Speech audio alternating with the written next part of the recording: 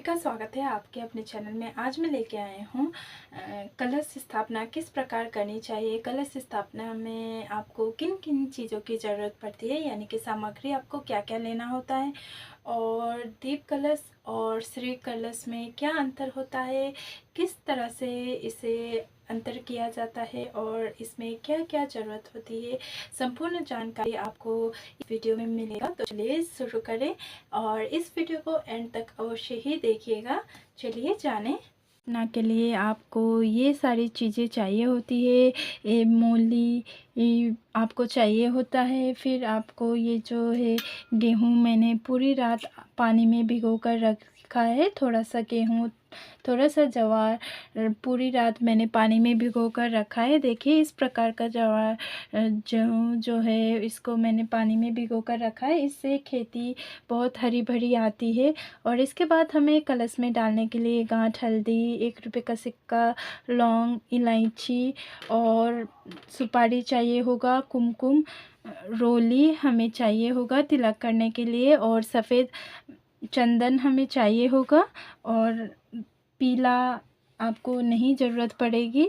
और ये जो हमें जटा वाला नारियल चाहिए होगा, नारियल में लपेटने के लिए चुन्नी हमें चाहिए होगी। अगर आपके पास इस तरह का चुन्नी है तो वेल एंड गुड, नहीं तो आप सिंपल सा लाल कपड़ा भी लपेट सकते हैं। और इसके बाद हमें ये जो पात्र रखने के लिए हमें प्लेट चाहिए होगा। प्लेट जिस तरह का पात्र है, बड़ा छोटा, आप कोई भी पात्र ले सकते हैं।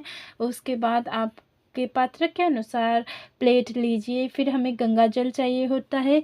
कलश आप छोटा बड़ा कोई भी ले सकते हैं। इसके अंदर कंठ तक पानी भरकर आप इसे मूली बांध दीजिए कंठ में। फिर हमें मिट्टी लेना होता है। मिट्टी आप कौन सा भी ले सकते हैं, लेकिन बिल्कुल साफ़ सुथरा मिट्टी लेना चाहिए। और इसके बाद बारी आती है अशोका के पत्ते मैंने लिया है। आप कोई भी पत्ते ले सकते हैं, जैसे कि आम के पत्ते, 5 अलग अलग पेड़ों के पत्ते भी ले सकते हैं, या फिर आप बंच पर पत्ते ले सकते हैं, यानी कि आंवले के पत्ते, अशोका के पत्ते बंच में हो, यानी कि इकट्ठा हो, वो भी ले सकते हैं। क्योंकि ऐसा करने से 9 दिनों तक टिक जाता है। क्योंकि नवरात्रि के जो कलश है, कट स्थापना है, वो पूरे 9 दिन तक ही हम चलाते हैं। तो इसलिए लंबा ही लेना होता है, लंबा समय के लिए। और बिल्कुल पके पके पत्ते लेने होते हैं। छोटे छोटे जो कच्चे कच्चे पत्ते आते हैं, इस तरह के पत्ते जो छोटे छोटे होते हैं वो नहीं लेना है आपको। यानी कि कोमल कोमल पत्ते नहीं लेना है, पके पके ऐसे चौड़े चौड़े पत्ते आपको लेना है। और पान के पत्ते भी कई जगह पर लगाया जाता है, लेकिन वो एक दिन के पूजा के लिए, कलश स्थापना के लिए रखते हैं। 9 दिनों तक वो नहीं टिक पाता और आपके जो होते हैं वो गल जाता है।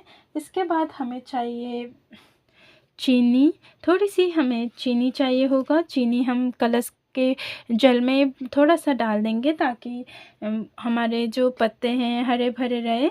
और कई जगह पर अक्षत भी प्रयोग किया जाता है। अक्षत इस प्रकार से हम रख देंगे। आप गेहूँ या फिर इस तरह से ज्वार भी रख सकते हैं पात्र के ऊपर। और आपकी इच्छा है आप क्या रखना चाहें, जो भी आपको मिले आप रख सकते हैं। या फिर आपके यहाँ कौन सा प्रथा है, किस प्रकार से आपके घर में बड़े बुजुर्ग करते हैं कलश स्थापना, घट स्थापना, आप कर सकते हैं। ये जो हमें सिखाया गया है, हम जो देखते आ रहे हैं वही हम आपको सिखा रहे हैं, आपको बता रहे हैं, आपसे शेयर कर रही हूँ। हमारा जो घर में चलता आ रहा है, हमारे घर में बड़े बुजुर्ग करते आ रहे हैं, जो देखते हैं हम वही हम आगे सिखाएंगे। हमारे बच्चों को भी हम यही इसी प्रकार से सिखाएंगे। और आपको भी आता है, आप किस प्रकार से करते हैं हमसे शेयर कर लीजिए, हमें खुशी होगी और हमारे व्यूअर्स को भी अच्छा लगेगा। हर तरह का, हर जगह पर अलग अलग रीति रिवाज होता है, इसलिए सभी को ही अपना अपना रीति रिवाज फॉलो करना चाहिए और उसी प्रकार से पूजन करनी चाहिए। तो चलिए अब शुरू करें। पात्र को लेंगे, आप इस तरह का पात्र भी ले सकते हैं, छोटा पात्र भी आप ले सकते हैं। छोटा पात्र लेंगे तो छोटी कड़वी की ज़रूरत पड़ती है इस प्रकार से। तो आपको जिस हिसाब से आप लेना चाहे उस प्रकार से आप ले सकते हैं। हमने एक पात्र लिया है। अब इस पात्र के अंदर हम स्वस्तिक का चिन्ह बनाएंगे। आप स्वस्तिक का चिन्ह हर पूजा में बनाया जाता है। वो बनाना अति ही शुभ माना जाता है, इसलिए हर पूजा में सबसे पहले स्वस्तिक ही बनाया जाता है। गणेश जी को स्मरण करते हुए हम स्वस्तिक का चिन्ह बनाएंगे। ये देखिए, इस प्रकार से हम स्वस्तिक का चिन्ह बनाएंगे।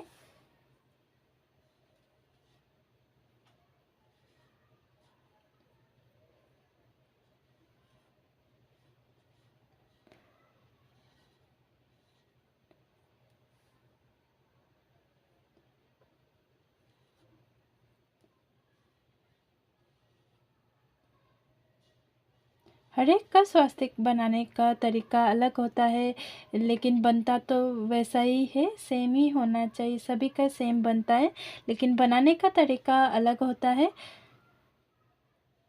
जैसे हर एक के जो राजमा चावल है, राजमा जो है बनता अलग तरीके से है, लेकिन बनना तो राजमा ही है। ऐसा ही सभी का ये जो बनाने का तरीका है अलग अलग होता है। ये देखिए, हमें 3 डॉट भी लगाना चाहिए इस प्रकार से। फिर इसके बाद हम इस तरह का लंबा 2 निशान लगाएंगे।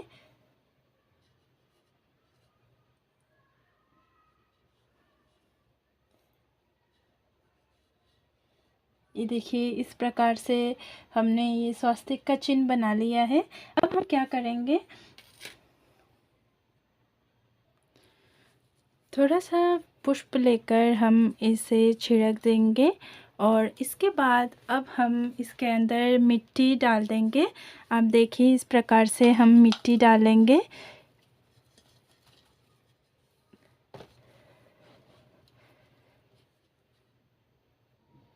देखिए, हमने इस तरह से आधा आधा मिट्टी भर दिया है। आपको भी भरना है। आपको इस जो मिट्टी के गांठ है वो उसको तोड़ देना है, अच्छे से छान लेना है।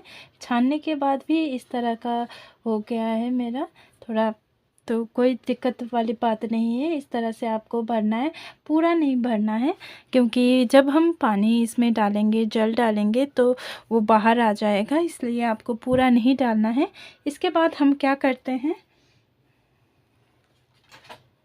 जो हमने ये ज्वार भिगोया है इसको हम मिट्टी में मिलाकर, ये देखिए इस प्रकार से हम मिट्टी में मिला देंगे इसको थोड़ा थोड़ा ऐसे करके। और साथ में हम गेहूं भी मिला देंगे। ये देखिए, इस प्रकार से हम थोड़ा सा गेहूं भी मिलाएंगे और थोड़ा सा ज्वार और मिला देंगे इस प्रकार से। और इस तरह से अच्छी तरह से मिक्स करने के बाद अब हम इसे ऐसे चारों ओर धीरे धीरे से डाल देंगे इस प्रकार से।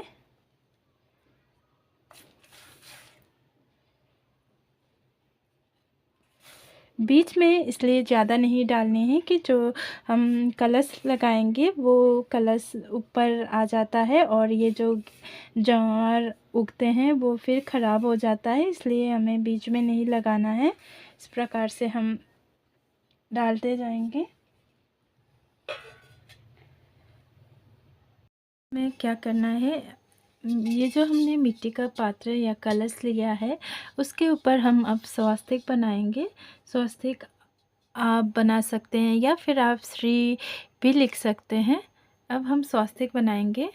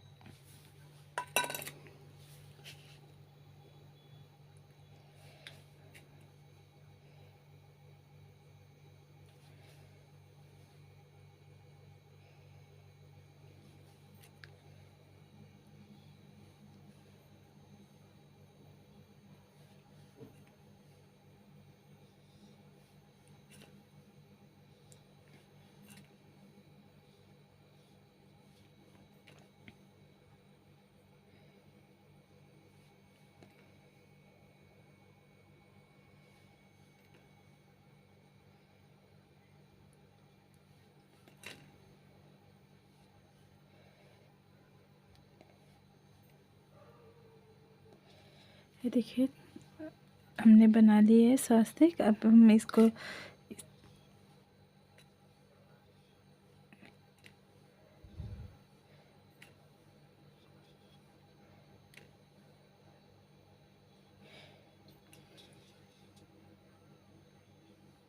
आप कोई भी डिज़ाइन भी बना सकते हैं, अच्छा भी बना सकते हैं।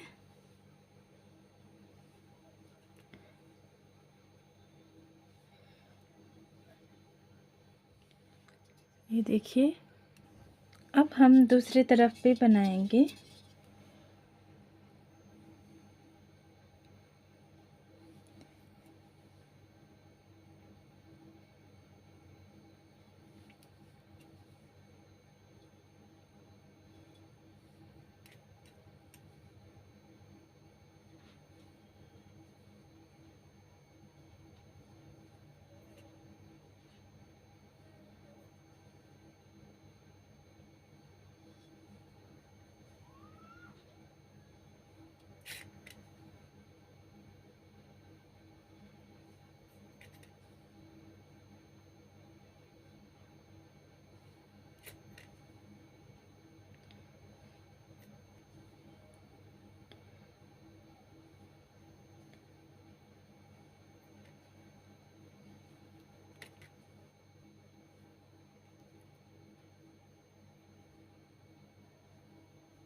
ये देखिए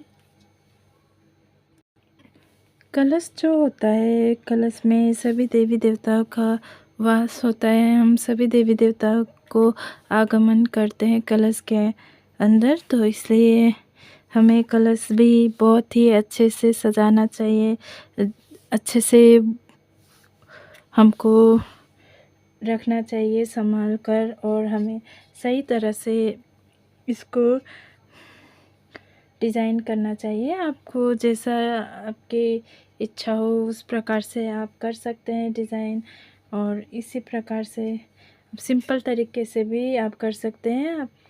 वो आपके ऊपर डिपेंड करता है कि आपको किस प्रकार से करना है। अब हमें क्या करना है, कलश के कंठ में मौली बांधनी है। कलश को खाली नहीं रखा जाता, मौली बांधकर ही रखा जाता है। ये देखिए इस प्रकार से हम कलश में मौली बांधते हैं।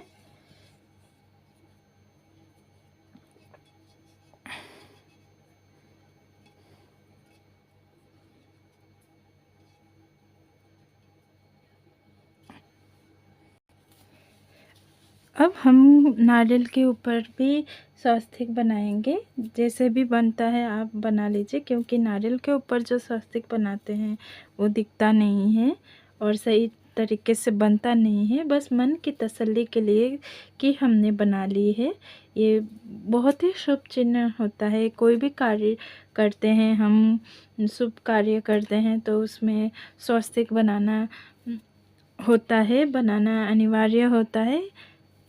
ये देखिए इस प्रकार से आप स्वास्तिक चिन्ह बना सकते हैं। अब इसी को दोनों तरफ भी आप बना सकते हैं, या फिर एक तरफ ही आप बना सकते हैं। अब ये जो अशोका के पत्ते हैं, या फिर आपके पास आम के पत्ते हैं, तो आप उन्हें भी तिलक कर दीजिए।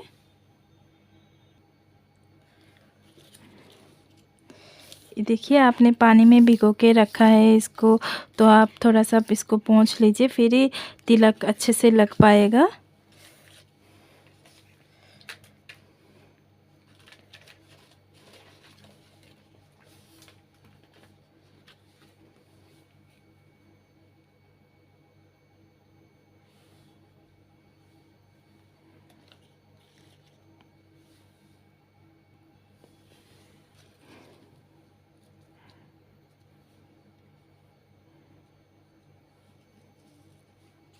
सभी पत्तों में आपको लगाना है।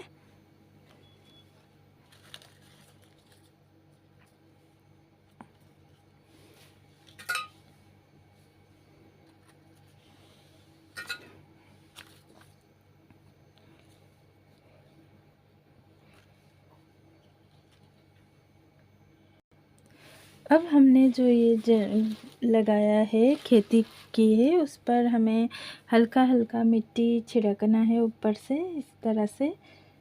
अगर आपकी खेती जो दिख रहा है उस पे, और इस तरह से हम मिट्टी देंगे। फिर उसके बाद हम पानी का छिड़काव कर देंगे। हल्के हल्के हाथों से आपको पानी का छिड़काव करना है इस प्रकार से।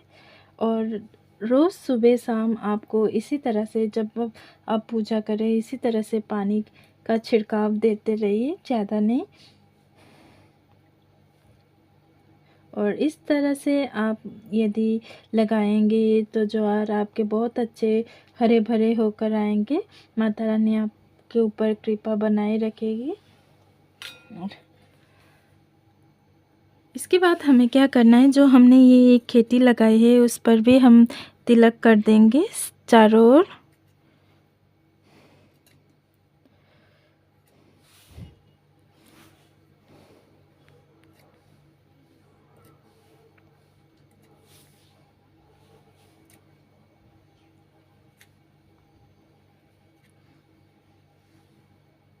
इस तरह से हमने चारों ओर तिलक कर दिया है। अब जो ये कलश है हमें सेंटर में रखना है। इसको अच्छे से प्रेस करके आपको रखना है। ये देखिए, ताकि ये एक बार हम इसको लगाएंगे तो इसके बाद ये हिलना नहीं चाहिए। और जब एक बार हम इस कलश को एक जगह पर टिका देते हैं तो इसे हिलाना नहीं चाहिए, क्योंकि सभी हम देवी देवताओं को आगमन करते हैं और इनको इस कलश के अंदर विराजमान कराते हैं, तो इसे हिलाना नहीं चाहिए। अब हम इसके अंदर थोड़ा सा गंगा जल डाल देंगे।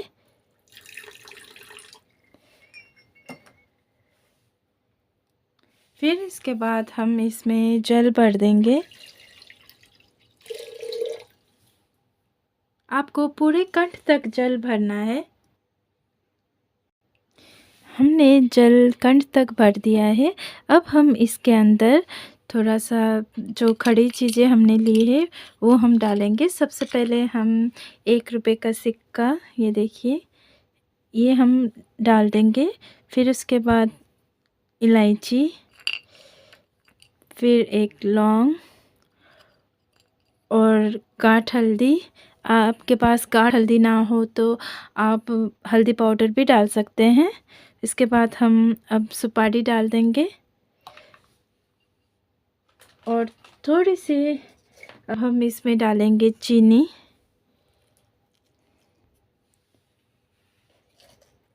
अब हम इसके अंदर पत्ते सजा देंगे।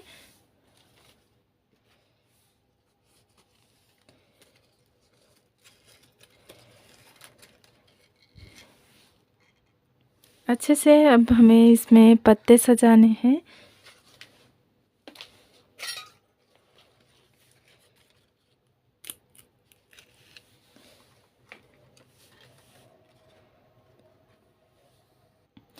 माता रानी के जो हम ये कलश वगैरह सजाते हैं वो बहुत ही अच्छे तरीके से सजाते हैं, क्योंकि माता रानी हमारे घर आए तो हमसे बड़े ही प्रसन्न होके जाएं। और ये जौ का ये जो पात्र है ये हम इसके ऊपर रखेंगे अच्छी तरह से। कई पर तो इसके ऊपर चावल भी रखते हैं, आप जो रखना चाहे आप रख सकते हैं। और इसे भी हम तिलक कर देंगे। अगर हम इसके ऊपर गेहूँ और जो हम जौ रख रहे हैं इसके ऊपर हम गेहूँ चावल रखकर इसके ऊपर दीपक रखते हैं तो ये हो जाता है दीप कलश।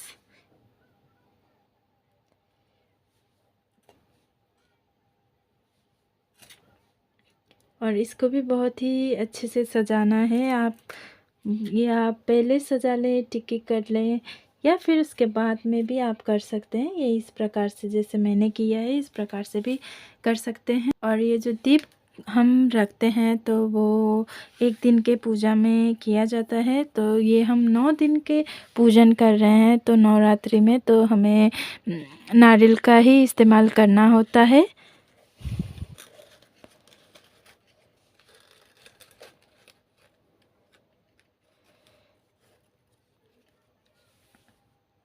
अब हम नारियल के ऊपर लाल कपड़ा लपेटेंगे या लाल चुनरी लपेटेंगे। नारियल का मुंह अगर पूजा करने वाले के तरफ होता है तो बहुत ही अच्छा माना जाता है। ये देखिए इस प्रकार से अब हम इसमें नारियल में चुन्नी लपेट रहे हैं। यदि आपके पास इस प्रकार की चुन्नी नहीं है तो आप लाल कपड़ा भी लपेट सकते हैं। अब हम नारियल के ऊपर मोली लपेट लेंगे। ऐसा कहा जाता है कि अक्सर नारियल के मुंह पूजा करने वाले की तरफ नहीं रखते हैं तो धन हानि होने का संभावना होता है, स्वास्थ्य हानि हो सकता है। इसलिए अक्सर पूजा करें, नारियल रखें तो नारियल का मुंह आपकी तरफ ही रखें इस प्रकार से। अब हम विसर्जन की बात करते हैं तो इसका विसर्जन भूमि विसर्जन भी कर सकते हैं। जो ज्वारे हैं वो आप चिड़ियों को दे सकते हैं और ये जो नारियल है आप नारियल को भी भूमि विसर्जन कर सकते हैं या फिर आप नदी में बहा कर भी विसर्जन कर सकते हैं।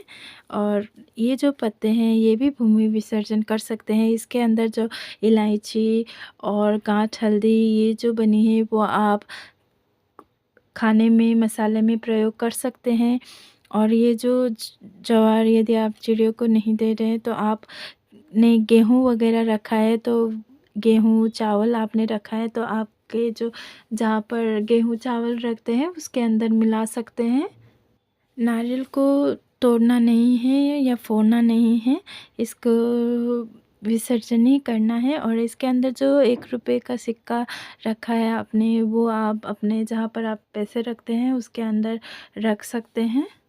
कलश के अंदर जो जल होता है वो आप सारे घर में छींटा कर दें और अंत में आप इसे ग्रहण कर सकते हैं। पूरे परिवार को भी आप ग्रहण करा सकते हैं। ये बहुत ही शुद्ध और शुभ माना जाता है। तो इसी प्रकार से हम घट स्थापना करते हैं। जब भी नवरात्रि का पूजा समाप्त हो जाता है, माता रानी के विसर्जन का समय आता है, उस समय आपको क्या करना है, इस कलश को थोड़ा सा हिला देना है क्योंकि इस कलश में सारे देवी देवता वास करते हैं, इधर आए होते हैं। तो इसको थोड़ा सा हिला देंगे तो वो सारे अपने अपने यहाँ पर जगह पर जा सकते हैं, लौट सकते हैं। इसीलिए आपको एक बार ही हिलाना होता है, वो भी विसर्जन के समय पर। ये बात का विशेष रूप से ध्यान रखिए और अपने अपने लोगों को प्रस्थान करें और हमारे पूजा को स्वीकार कर हमारे ऊपर कृपा बनाए रखें। यही हम मनोकामना मांगते हुए कलश को आप थोड़ा सा हिला दीजिए। इससे आपके ऊपर भी बहुत ही अच्छा लाभ होगा। और ये जो पात्र है इसमें आप कुछ भी कर सकते हैं, इसको रख सकते हैं, इसको धो के साफ़ सुथरा कर आप रख सकते हैं। चिड़ियों को जल भरकर दे सकते हैं, दाना देने में भी प्रयोग कर सकते हैं। उम्मीद करती हूँ आप सबको ये वीडियो पसंद आई होगी। अगर पसंद आई हो तो इस वीडियो को लाइक कीजिए, चैनल को शेयर और सब्सक्राइब अवश्य ही कर दीजिएगा। धन्यवाद।